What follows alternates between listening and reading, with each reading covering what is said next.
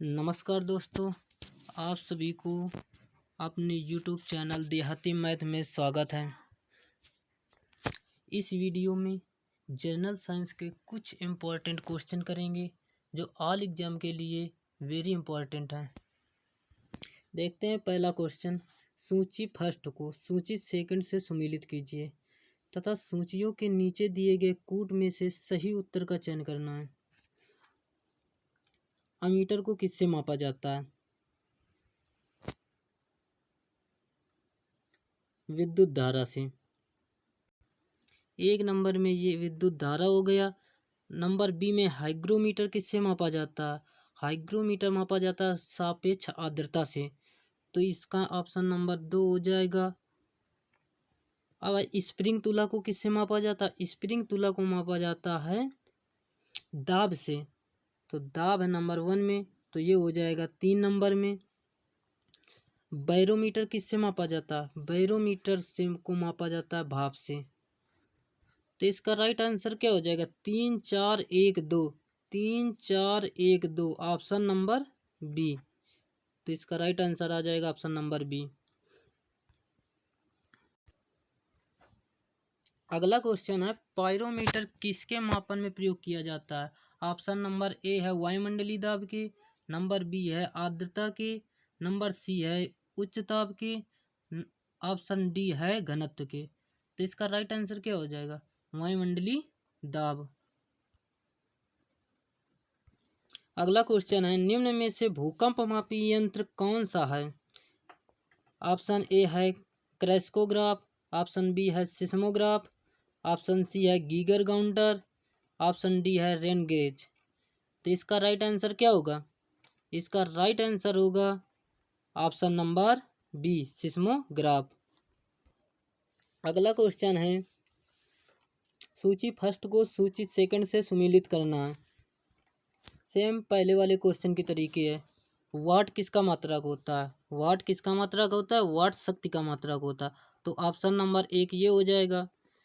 नाट, नाट किससे मापा जाता है? नाट को मापा जाता है समुद्री जहाज से, तो इसका नंबर 2 हो जाएगा। अब आता है नेटिकल मील।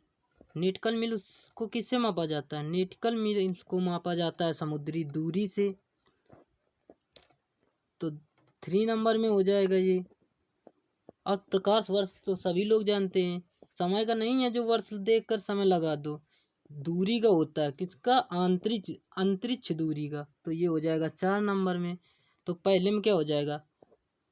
4 3 2 1, तो 4 3 2 ऑप्शन किस में है? 4 2 3, 4 3 2 1 ऑप्शन नंबर सी में है, तो इसका राइट आंसर क्या हो जाएगा? Option number C. अगला क्वेश्चन है, शक्ति का मात्रक है। Option A hertz, option B ohms, option C watt, option D neutron. तो राइट आंसर इसका क्या होगा? इसका राइट आंसर हो जाएगा option number C, watt. Next question है, एक हॉर्स पावर में कितने वाट होते हैं? ऑप्शन ए में है 1000, ऑप्शन बी में है 750, ऑप्शन सी में है 746, ऑप्शन डी में है 748। तो इसका राइट आंसर हो जाएगा 746 वाट, ऑप्शन नंबर सी। अगला क्वेश्चन है, बल का मात्रक है। Option A Faraday, option B Fermi, option C Newton, option D Rutherford. तो इसका राइट आंसर हो जाएगा ऑप्शन नंबर सी, न्यूटन। बल की विमा भी पूछ ली जाती है, तो बल की विमा क्या होती है? बल की विमा होती है ML_T-2, इसको भी याद कर लेना। अगला क्वेश्चन है, 1 माइक्रोन बराबर होता है। 1 माइक्रोन बराबर होता है 10⁻⁻6 मीटर के बराबर। अब इसमें मीटर में ऑप्शन नहीं दिया गया, तो इसे चेंज कर लेंगे। ये तो होगा नहीं ऑप्शन ए में, ऑप्शन बी भी नहीं होगा, ऑप्शन सी देखते हैं। इसे क्या लिख सकते हैं? 10⁻³ रख सकते हैं, मिलीमीटर रख सकते हैं। और मिलीमीटर में क्या होता है? 1 मिलीमीटर में होता है 10⁻³ मीटर के, तो इसे लिख देंगे क्या?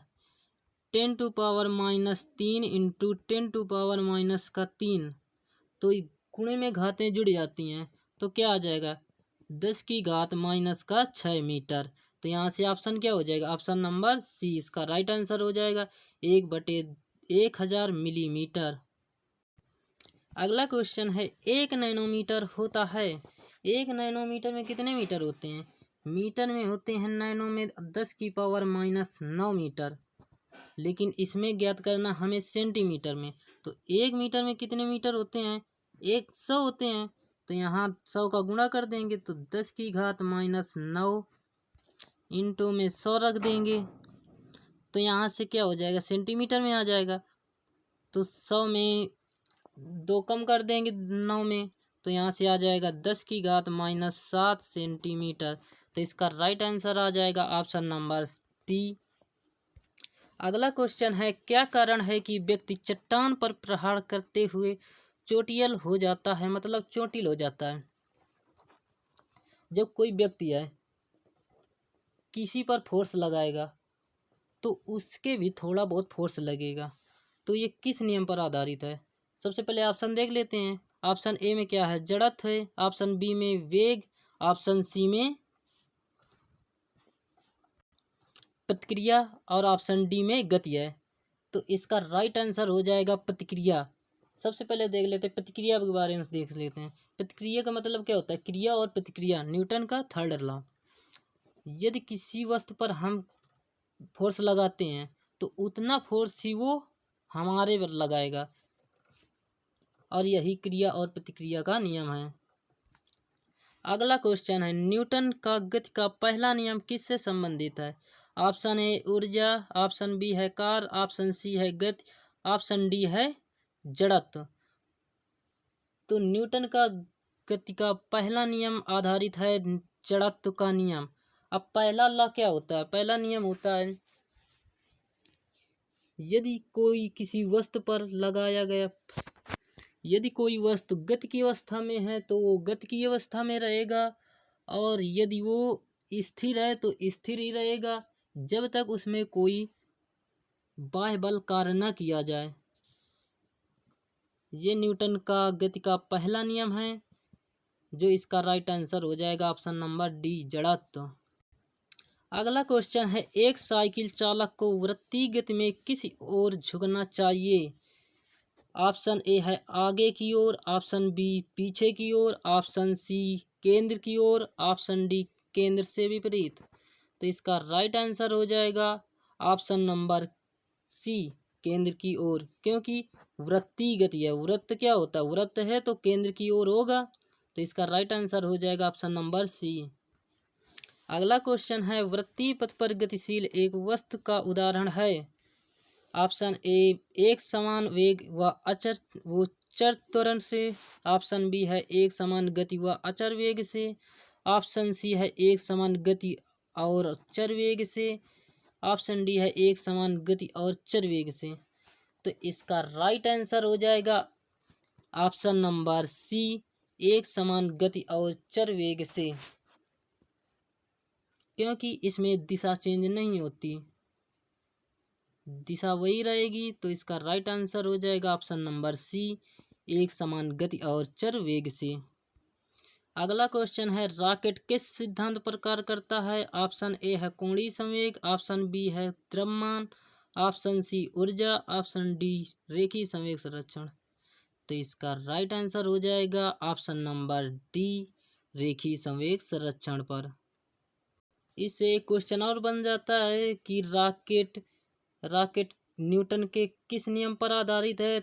तो वो हो जाता है क्रिया प्रतिक्रिया का नियम, रिएक्शन एंड प्रतिक्रिया का नियम, न्यूटन के गति के तीसरे नियम पर आधारित है। अगला क्वेश्चन है एक नाव जल में नहीं डूबेगी जब उसके द्वारा विस्थापित जल किसके बराबर होगा।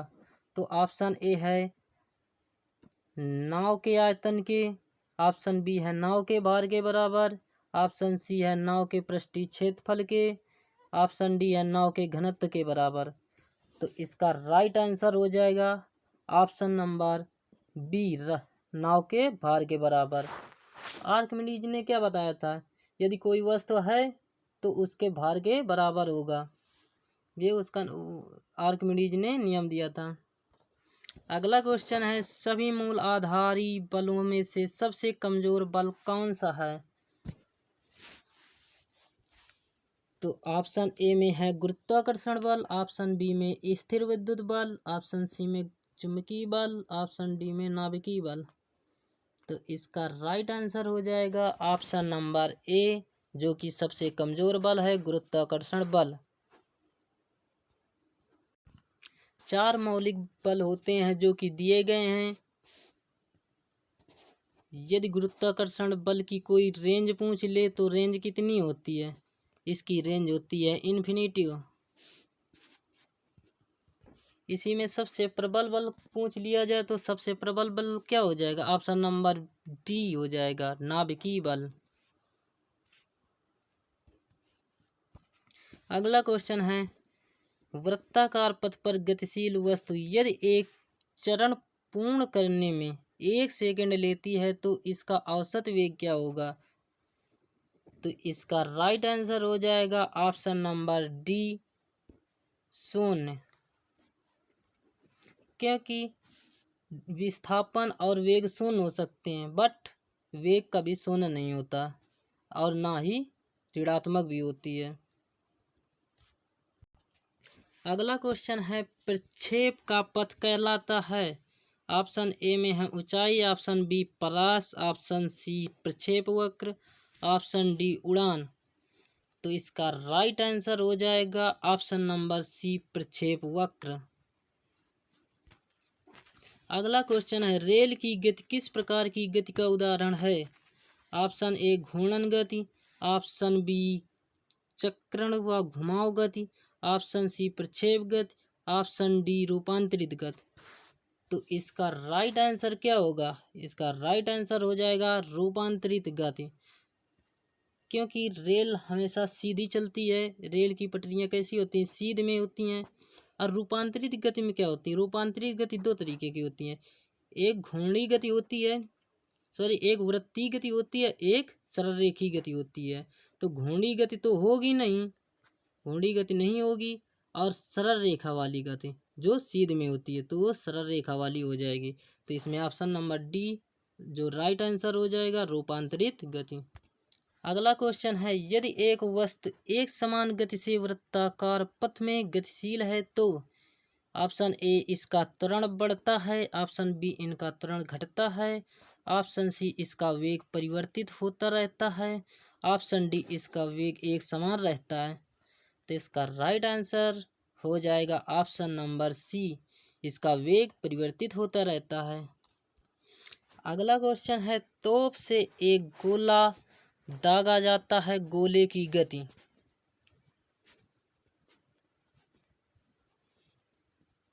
तो इसका राइट आंसर हो जाएगा ऑप्शन नंबर बी, क्योंकि तोप इस तरीके की होती है, जब उसे गोला को दागा जाता है तो ऊपर से जाता है। अगला क्वेश्चन है, क्रिया और प्रतिक्रिया। क्रिया और प्रतिक्रिया क्या होता है? सदैव समान वस्तु पर लगते हैं, समान परिमाण वाले होते हैं, समान दिशा में होते हैं, सदैव स्वतंत्र रूप से कार्य करते हैं। तो इसका राइट आंसर हो जाएगा समान परिमाण वाले होते हैं और दिशा विपरीत होती है। क्या होता है? एफ बराबर माइनस का एफ लिखते हैं। अगला क्वेश्चन है, वॉशिंग मशीन का कार्य सिद्धांत है अपकेंद्रण, अपवहन, उत्क्रम, प्रसरण, विसरण। तो इसका राइट आंसर हो जाएगा अपकेंद्रण, ऑप्शन नंबर ए।